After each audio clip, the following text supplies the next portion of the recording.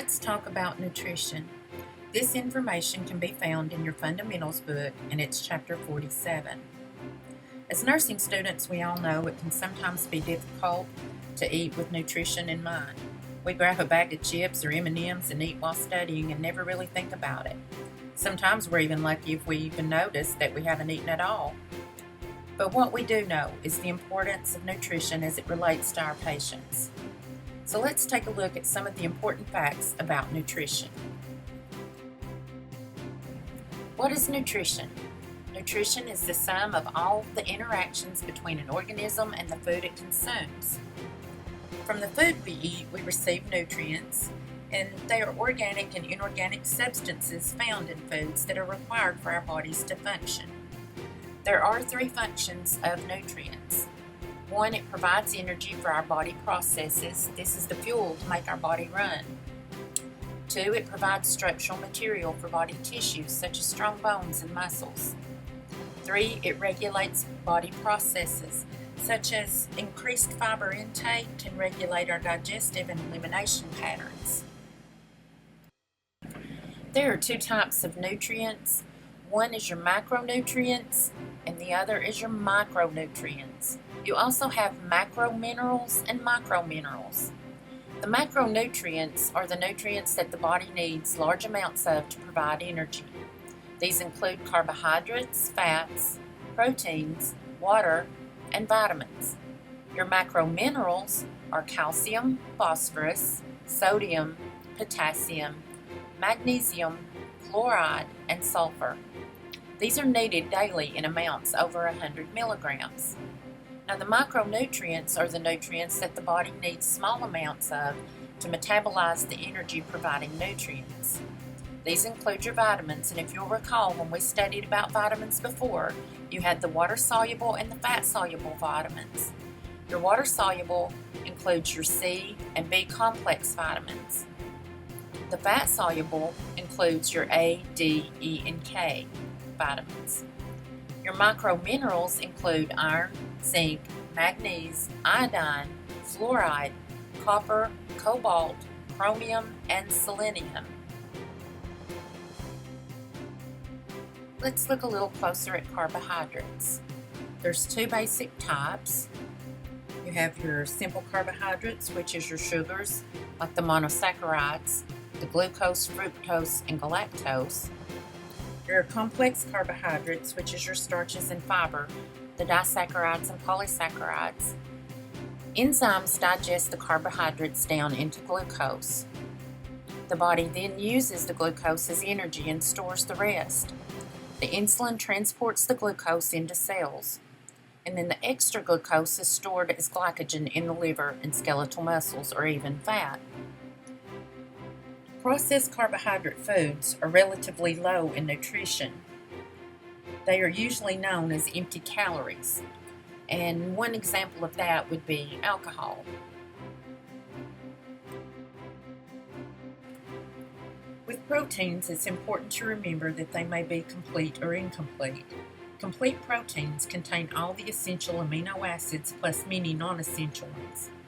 Most animal proteins, including your meats, poultry, fish, dairy products, and eggs, are complete proteins.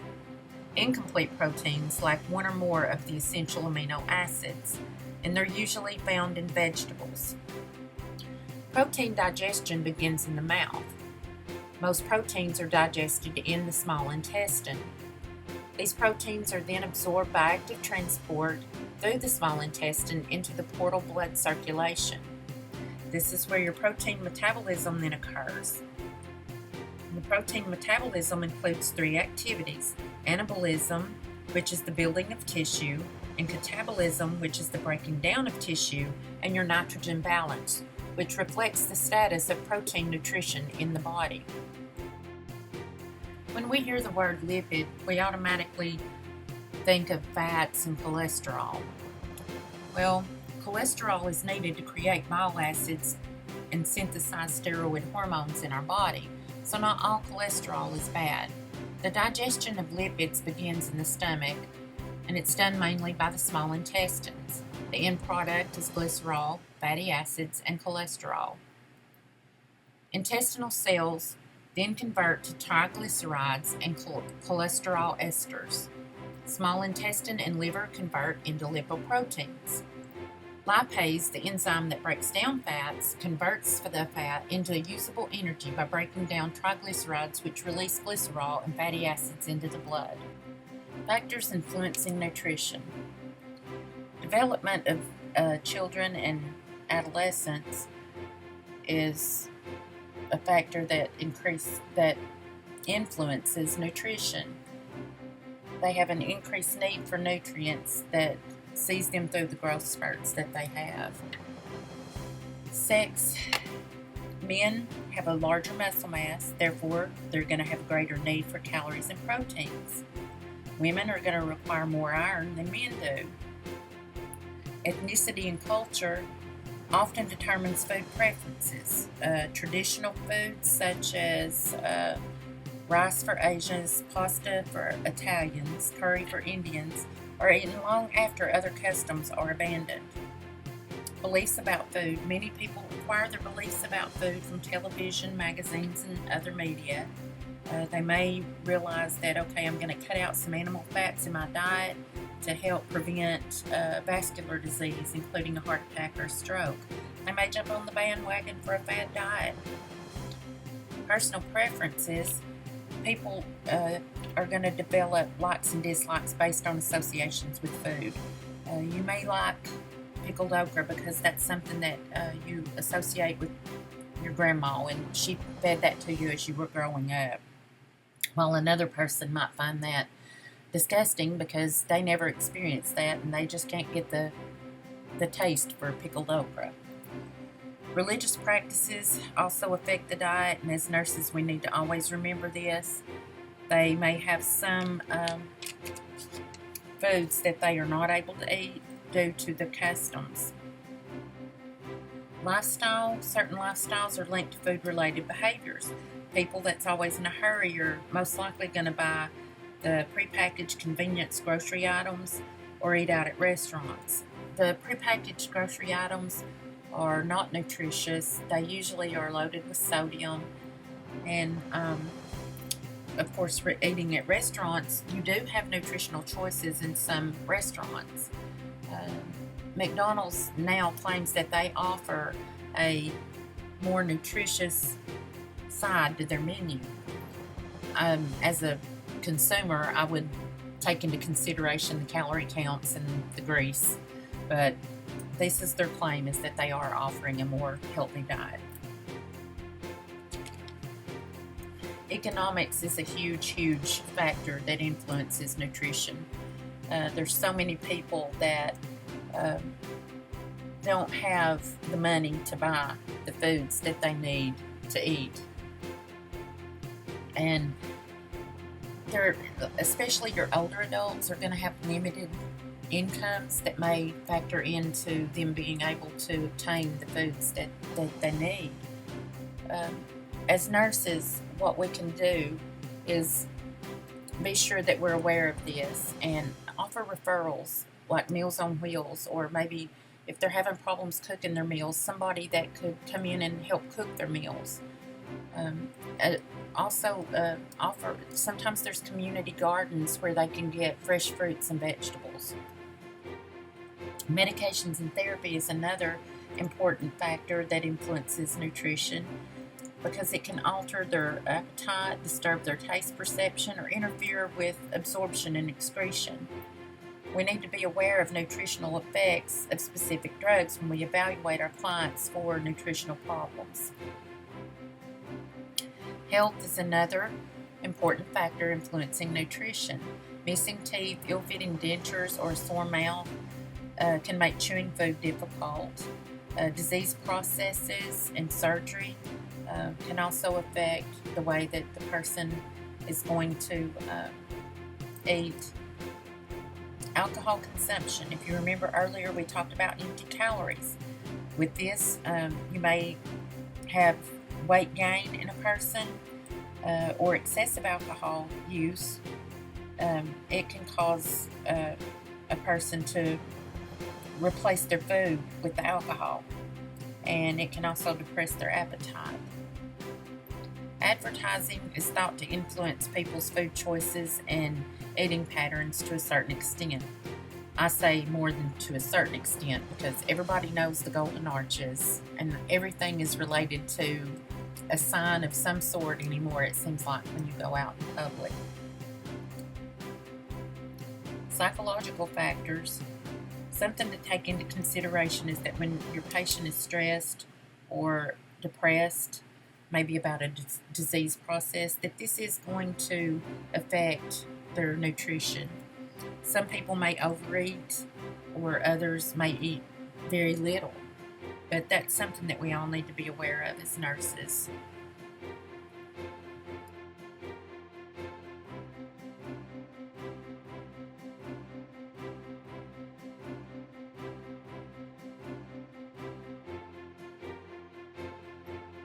Standards for a healthy diet. There are some key points of the latest dietary guidelines to follow. Shift to a more plant-based food such as vegetables, fruits, grains, beans, and nuts. Significantly reduce foods with added sugars and solid fats. Engage in regular physical activity.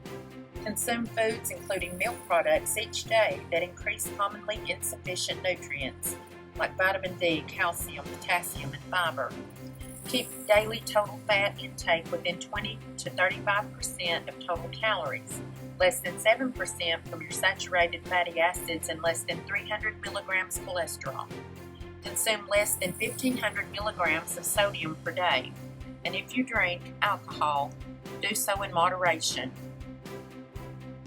Food group plans emphasize the general types or groups of foods rather than specific foods. There's many variations of the standard food pyramid, and I think in our book it shows that there is an Asian food pyramid as well as one that's modified for older adults. We chose the Mediterranean pyramid, and we'll be going over that shortly. MyPyramid.gov offers a guideline for steps to a healthier you. It's designed to help you to make healthier food choices and to be active. It's broken into parts so that it's easy to understand, and when you look at a food pyramid, you get a better idea of how to pull your foods from those specific groups. The anatomy of this pyramid was designed because not one size fits all, and it includes activity, moderation, personalization, proportionality, variety, gradual improvement, as well as the various food groups. The Mediterranean diet is a healthy alternative to a standard diet. It has all of the essential food groups in it that we have in our American diet pyramid, but with some healthier choices and changing the amounts of certain foods that we eat. The next few slides, we're going to take a look at the benefits of eating from this pyramid. This diet is based on dietary data from parts of the Mediterranean region that enjoy the lowest record of chronic diseases and the highest adult life expectancy. As you can see, there is a higher intake of fruits, vegetables, and grains in this diet. The pyramid shows how the Mediterranean people consume their meals from this pyramid on a daily, weekly, and monthly basis. Key components of the Mediterranean diet.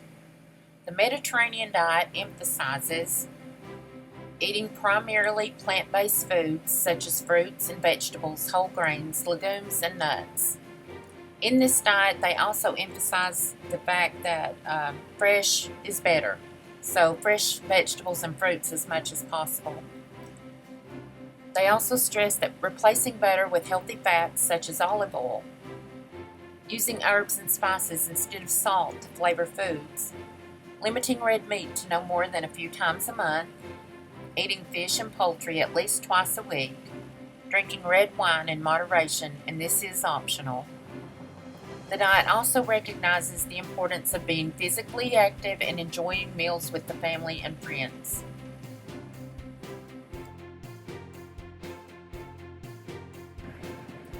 Olive oil is the primary fat used in the Mediterranean diet.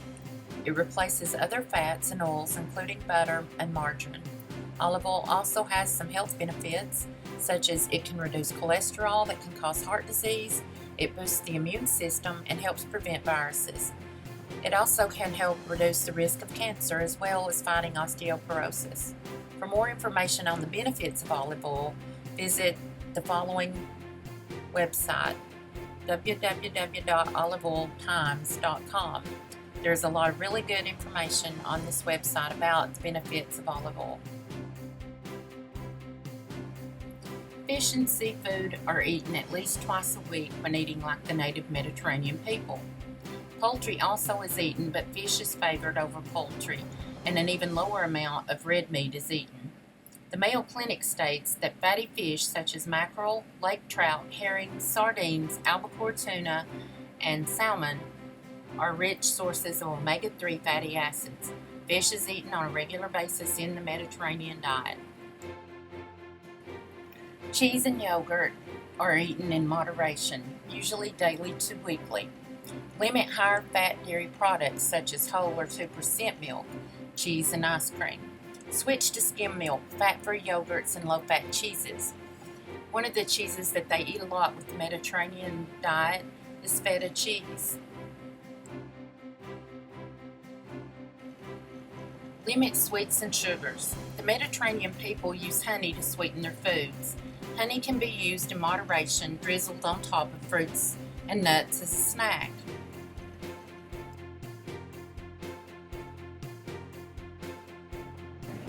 The Mediterranean diet typically includes wine in moderation. Typically, it is served with meals. If you have a family history of alcohol abuse, it is not recommended that you have any wine with this diet. However, you can still benefit from the foods that you eat from this diet. Also, if you don't have fresh herbs to season your foods to replace the salt, you can use dried herbs. They do work just as well.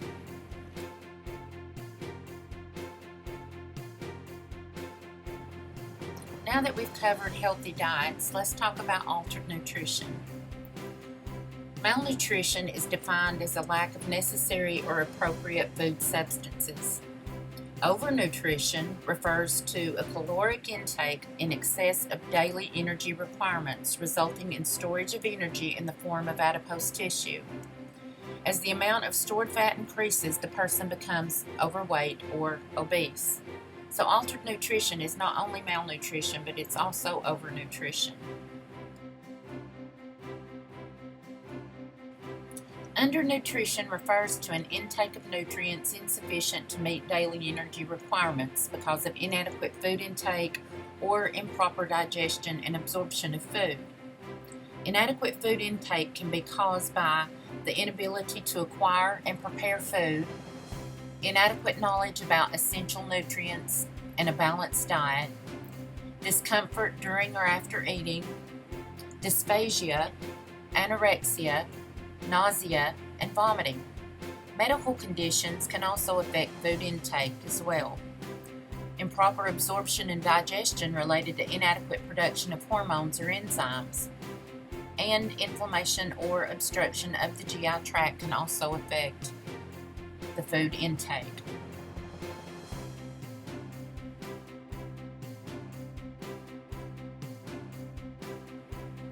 Undernutrition is associated with marked weight loss, generalized weakness, altered functional abilities, delayed wound healing, increased susceptibility to infection, decreased immunocompetence, impaired pulmonary function, and prolonged stay in the hospital. Types of undernutrition: growth failure, acute malnutrition wasting, which is thinness or nutritional oedema, chronic malnutrition, which is stunning, shortness, or poor cognitive development. You see that a lot in children with malnutrition. Acute and or chronic malnutrition, just malnutrition and underweight. Micronutrient malnutrition is basically your vitamin and iron deficiencies as well as iodine and other micronutrient deficiencies.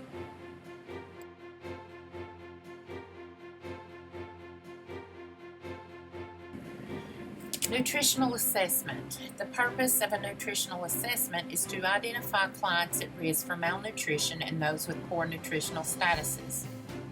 Nutritional screening tools are used, such as the Patient-Generated Subjective Global Assessment, the PGSGA.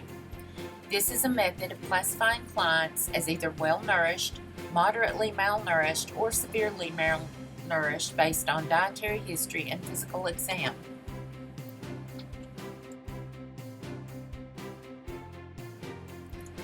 This is a scored patient-generated subjective global assessment sheet. It is a little bit fuzzy, I realize, but if you will look in your book on page 1272 and 1273, you will see a clear picture and explanation of these worksheets and these assessment guidelines.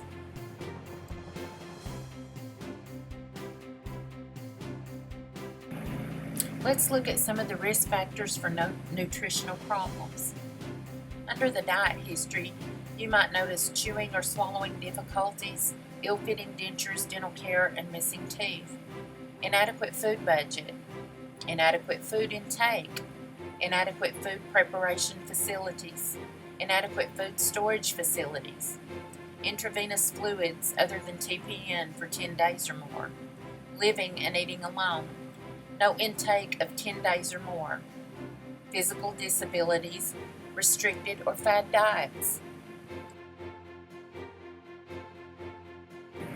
More risk factors include, under the medical history, adolescent pregnancy or closely spaced pregnancies, alcohol or substance abuse, catabolic or hypermetabolic conditions such as burns or trauma, chronic illness such as end-stage renal disease, liver disease, HIV, COPD, and cancer, fluid and electrolyte imbalance, GI problems such as anorexia, dysphagia, nausea, vomiting, diarrhea, and constipation, neurologic or cognitive impairment, oral or GI surgery, unintentional weight loss or gain of 10% within 6 months.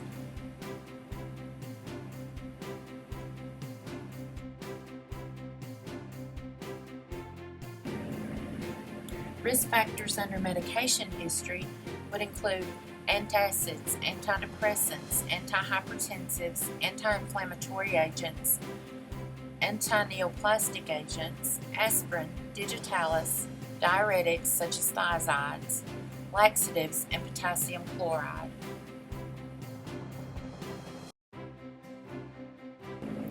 Clinical signs of malnutrition.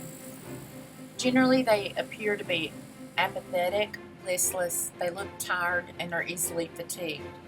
They may be overweight or underweight, dry, flaky, or scaly skin, pale pigmented skin. They are easily bruised. They may have brittle or pale spoon-shaped nails, dry, dull, sparse hair, pale or red conjunctiva of the eye, night blindness related to vitamin A deficiency, swollen red lips with cracks in the corners of the mouth related to vitamin B deficiency. Tongue becomes beefy red or magenta in color and swollen with an increase or decrease in size. Gums can become spongy, swollen, inflamed with bleeding. That's a vitamin C deficiency. Muscles are underdeveloped, flaccid, wasted, and soft. The GI system, you will see anorexia, indigestion, diarrhea, constipation, enlarged liver, protruding abdomen, and the nervous system, decreased reflexes, sensory loss, burning and tingling of hands and feet, mental confusion, and irritability.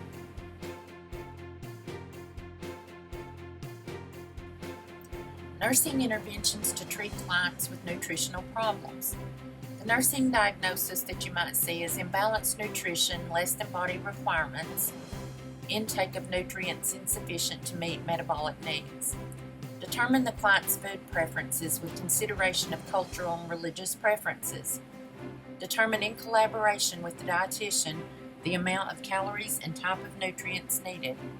Provide needed nourishment within limits of the prescribed diet. Structure the environment to create a pleasant and relaxing atmosphere. Arrange appropriate referrals.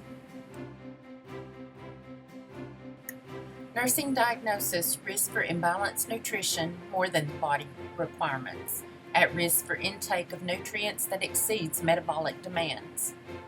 Weigh the client at specified intervals. Monitor the type and amount of usual exercise. Monitor the environment where eating occurs. Determine if the client requires nutritional education. Teaching clients about healthy nutrition. Instruct clients about the content of a healthy diet based on the food group pyramid and dietary guidelines for Americans. Instruct vegetarians about the importance of proper protein complementation and additional vitamin and mineral supplementation. Discuss foods high in specific nutrients required, such as protein, iron, calcium, vitamin C, and fiber. Discuss safe food preparation and preservation techniques as appropriate. Dietary alterations. Explain the purpose of the diet. Discuss allowed and excluded foods. Explain the importance of reading food labels when selecting packaged foods. Include family and/or significant others. Reinforce information provided by the dietitian or nutritionist as appropriate. Discuss herbs and spices as alternatives to salt and substitutes for sugar. For overweight clients, we want to discuss physiological and psychological and lifestyle factors that predispose to weight gain. Provide information about desired weight range and recommended calorie intake. Discuss principles of a well-balanced diet and a high and low-calorie foods. Encourage intake of low-calorie, caffeine-free beverages and plenty of water. Discuss ways to adapt eating practices by using smaller plates, taking smaller servings, chewing each bite a specific number of times, and putting the fork down between bites. Discuss ways to control the desire to eat by taking a walk, drinking a glass of water, or doing slow, deep breathing. Discuss the importance of exercise and help the client plan an exercise plan. Discuss stress reduction techniques and provide information about available community resources. For underweight clients, we want to discuss factors contributing to inadequate nutrition and weight loss. Discuss recommended calorie intake and desired weight range. Provide information about the content of a balanced diet. Provide information about ways to increase calorie intake. Discuss ways to manage, minimize, or alter the factors contributing to malnourishment. If appropriate, discuss ways to purchase low-cost, nutritious foods. Provide information about community agencies that can assist in providing foods. The overall goals that we want to achieve with our patients that have nutritional problems is to maintain or restore optimal nutritional status, promote healthy nutritional practices, prevent complications associated with malnutrition, and decrease weight or regain a specified weight. We're going to talk about some alternative feeding methods to ensure adequate nutrition for our patients. Enteral nutrition and total enteral nutrition is used when food cannot be ingested or upper GI tract is impaired and transport of food to the small intestine is blocked. It's usually administered through NG and small bore feeding tubes such as gastrostomy or jejunostomy tubes.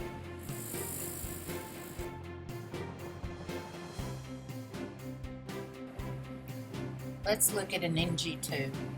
The larger lumen of the Salem sump delivers or removes liquids to or from the stomach. The smaller vent lumen, which is the blue pigtail, allows inflow of atmospheric air to prevent vacuum if the tube adheres to the wall of the stomach. Your patient must have an adequate gastric emptying and gag reflex. These are typically used short term, and it is not advised in patients with an absent gag or cough reflex. Nasoenteric tubes are longer and empty into the upper small intestines. These are usually used for patients that are at risk for aspiration. Correct placement of the tube must be determined before use. They usually will do an X-ray to make sure that the tube is where it's supposed to be. Gastrostomy and jejunostomy tubes are used for long-term nutritional support. Usually it's greater than 6 to 8 weeks. You will see a lot of the PEG tubes that's in the picture in nursing homes, but these are usually surgically placed, and they're created using an endoscope and is sutured in place until the healing occurs. This tube or catheter can be removed and reinserted for feedings or can be left in place. One thing that is important to remember, that if you do have a patient that has one of these tubes in their abdomen, that you should keep their bed at least at a 30 to 45 degree angle at all times. Refeeding syndrome occurs when fluid and electrolytes shift and can occur after a lengthy period of malnutrition or starvation. The body begins to convert from creating glucose from carbohydrates to creating glucose from protein stores. Those at risk include patients that have chronic alcoholism, anorexia nervosa, and anyone who has not eaten in 7 to 10 days. It's prevented by obtaining detailed history, examining lab data such as albumin and prealbumin levels, and electrolyte levels must be checked and supplemented as needed. If you look in the picture, you can see where a person that is having starvation and malnutrition, glycogenesis and glucogenesis occurs in protein catabolism from the muscles and the liver. Protein, fat, mineral, electrolyte, and vitamin depletion occurs. Salt and water intolerance occurs. Then refeeding occurs. That's when it's switched to anabolism. Fluid, salt, nutrients, insulin secretion, and then it goes into the protein and glycogen synthesis, which in turn causes hypokalemia, hypomagnesemia, hypophosphatemia, thiamine deficiency, salt and water retention, and oedema, which equals to refeeding syndrome.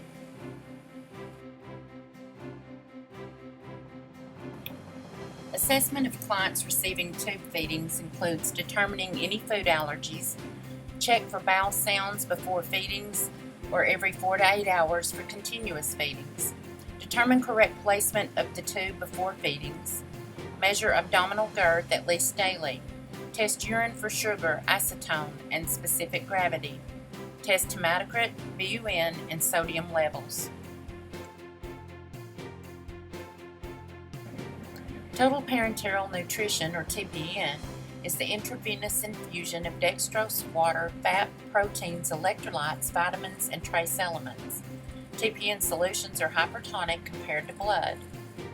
They are used in clients with severe malnutrition, severe burns, bowel disease disorders, acute renal failure, hepatic failure, metastatic cancer, or major surgeries, or who are unable to maintain a normal nitrogen balance. Aseptic technique must be maintained when changing solution, tubing, dressings, and filters. The TPN solution is high in glucose, so feedings are started slowly to prevent hyperglycemia. When TPN is discontinued, it's done slowly to prevent hyperinsulinemia or hypoglycemia.